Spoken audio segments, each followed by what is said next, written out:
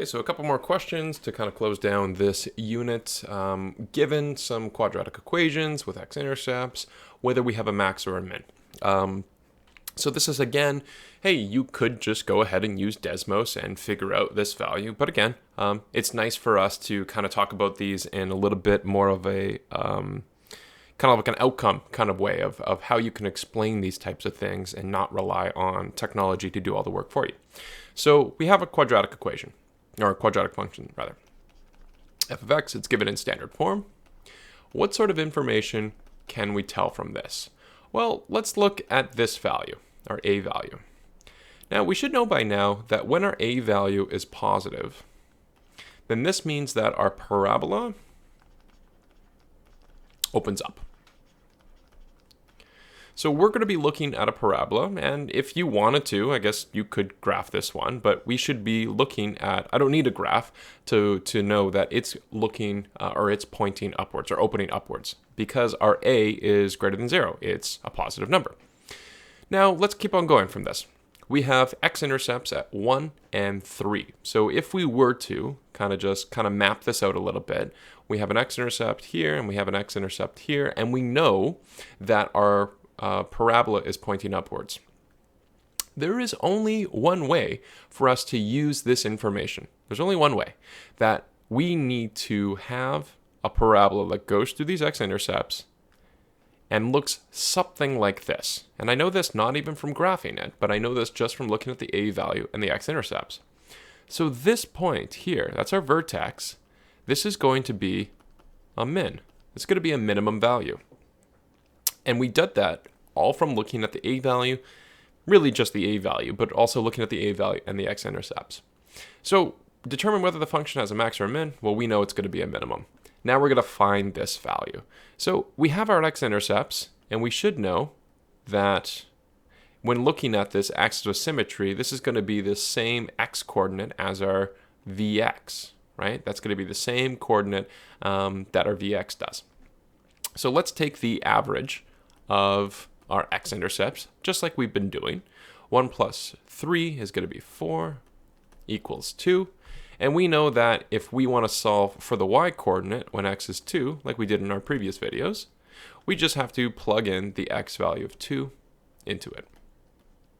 Now, you could again argue the case, well, this just took way too long, and I could have done this way easier by entering this into Desmos and go, yep, you're right.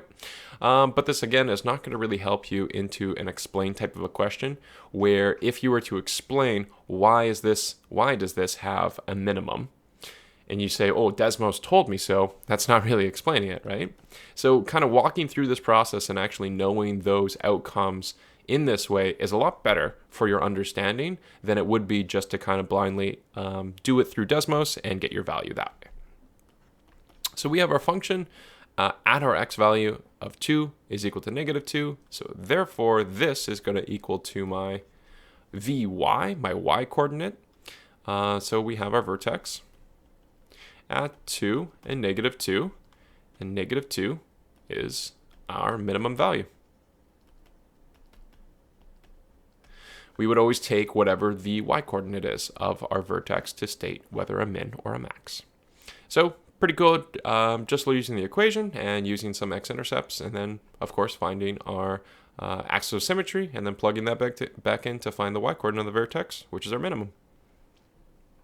Let's close it down with one more question. A parabola has a vertex of coordinates 2, 1, and an x-intercept of 5. How many x-intercepts will the parabola have? Interesting. Desmos will not help you, right? Desmos will not help you. You don't have anything to graph here. So let's kind of sketch this out to see what sort of things we have. We have a vertex at 2 and 1.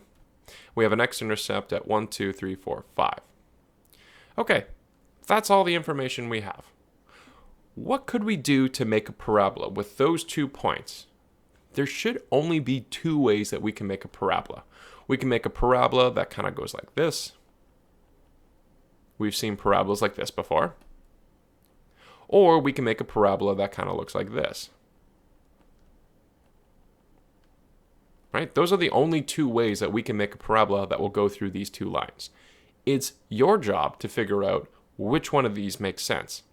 One of these parabolas, if I enable this as number 1, and this is number 2, one of these parabolas only has one x-intercept, the one that's given. One of these parabolas, number 2, has two x-intercepts. Which one makes sense? And I want to make sure that you guys understand a little bit about what it means to have a vertex and one other point. So I'm just going to back out all of these things here. That took me forever, but that's okay. If this is my vertex, I like to think of this sort of as like the starting point of a parabola. Technically, that's not really the starting point. There really isn't a starting point of a parabola. But I like to think of it as like, hey, that's where our axis of symmetry comes out of. That's where we start to kind of draw things off of. So there's only one way for me to go from this vertex, if this is the starting point, to connect to this x-intercept. And that is to go like this. And if this is the vertex, that means that we have an axis of symmetry that goes along it, which means that we have to mirror this leg of the parabola over here.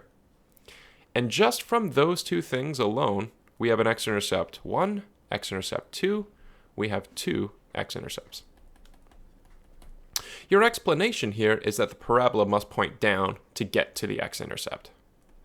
Parabola, or open down, must open down. Just from the information given, which would give us two x-intercepts. Okay, so that's our last little explain question for this one.